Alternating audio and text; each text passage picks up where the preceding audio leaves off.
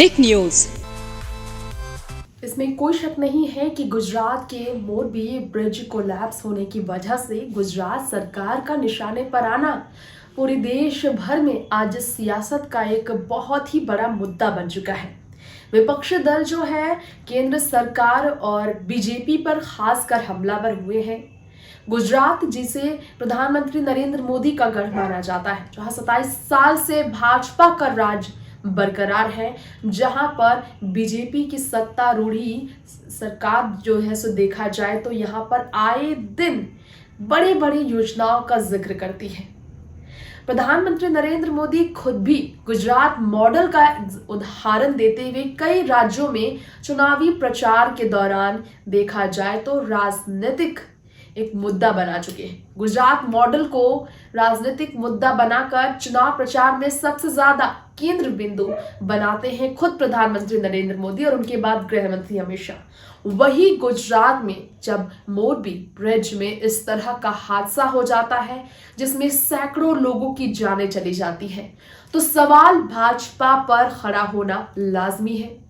BJP सरकार जो कि वहां पर शासनकाल 27 साल से अपनी बरकरार रख रही है, बीजेपी के हाथों में वहां की पुलिस प्रशासन, वहां की सरकारी दस्तावेज, वहां के हर एक योजनाओं से जुड़ी फाइल्स रखती है।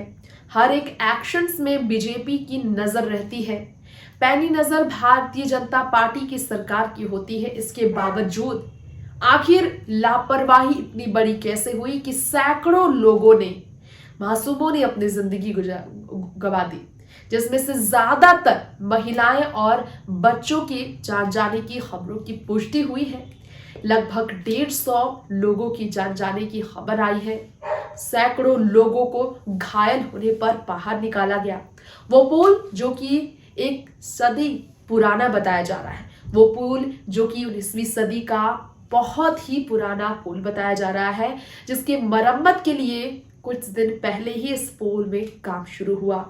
लेकिन सवाल खड़ा हुआ है बीजेपी सरकार पर, इसलिए क्योंकि घड़ी बनाने वाले एक कंपनी को आखिर पुल की मरम्मत की जिम्मेदारी कैसे सौंपी जा सकती थी और इसकी खबर कानों कान तक किसी भी अधिकारी को कैसे नहीं हो सकती। अधिकारियों पर पूरी तरह से जिम्मा ठोका जा रहा है और बड़े बड़े पद पर बैठे जो बड़े नेता से लेकर गुजरात के जो बड़े डिपार्टमेंट हेड है, जोनल हेड है, उन सब ने अपनी जिम्मेदारियों से पलड़ा झाड़ लिया है, अपनी गलतियों से पलड़ा झाड़ लिया है।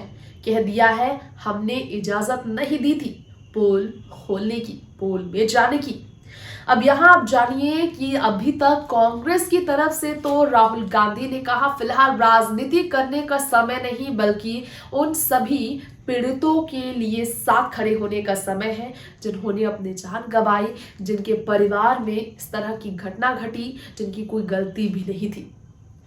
इस बीच दिल्ली से सीएम अरविंद केजरीवाल है जिन्होंने नया मोर्चा खोला है गुजरात के मुख्यमंत्री भूपेंद्र भाई पटेल के खिलाफ। अब सीएम केजरीवाल ने सीधा कह दिया है कि इस तरह की बहुत ही दर्द भरी घटना की जिम्मेदारी अपने सिर पर लेकर अपनी नाकामी को स्वीकार कर गुजरात के सीएम को अपने पद से इस्तीफा दे देना चाहिए।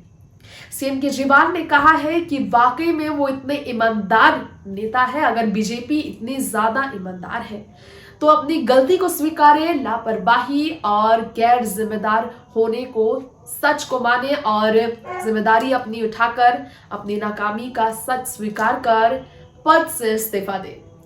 गुजरात चुनाव से ठीक पहले कई बार दावे केजरीवाल ने कर दिए हैं कि इस बार आम आदमी पार्टी की सरकार बनेगी। पंजाब की तरह गुजरात की जनता भी आम आदमी पार्टी को गुजरात में मौका देना चाहती है और उन दावों के बाद मोरबी ब्रिज के हादसे पर राजनीति सीएम केजरीवाल ने शुरू कर दी है। इस बीच आपको बता दें कि एक बड़े जाने माने पत्रकार ने उस सीसीटीवी फुटेज पर चर्चा की थी, जिस सीसीटीवी फुटेज में आखिरी वक्त की घटना बयां की जा रही थी। कैसे मोरबी ब्रिज देखते ही देखते पूरी तरह से पलट गया, कैसे देखते ही देखते मोरबी ब्रिज में हुई इस घटना में देखा गया कि जिस ब्रिज पर 100 से ज्यादा लोगों के चलने की इजाजत नहीं थी, वहां 500 से ज्यादा लोग एक साथ चल रहे थे। इतना बोझ उठाने के काबिल नहीं था ये ब्रिज, जो एकाएक अचानक से पलटा। उस वक्त कुछ लोग सेल्फी ले रहे थे, कुछ वहां पर लापरवाही भी दिखाई दी। कुछ लोगों ने किक मारकर ब्रिज को पूरी तरह से हिलाकर पलटने की कोशिश भी की, जिसे साजिश भी बताया जा रहा है। इन सब के बीच में तहकीकात जारी है। प्रधानमंत्री नरेंद्र मोदी से लेकर वहां के खुद सीएम भूपेंद्र ने हाई लेवल मीटिंग बैठाई है। अधिकारियों को सूचना दिया गया है जड़ तक इस समस्या का सच सामने लाने का, आखिर गलती किसकी है जिसके कारण सैकड़ों लोगों ने जान गंवाई है। और सियासत बीजेपी जो फंसती ही जा रही है से लेकर बढ़ती ही जा रही है। फिलहाल इस खास रिपोर्ट में इतना ही। बाकी खबरों के साथ बने रहने के लिए देखते रहें टेक न्यूज। नमस्कार।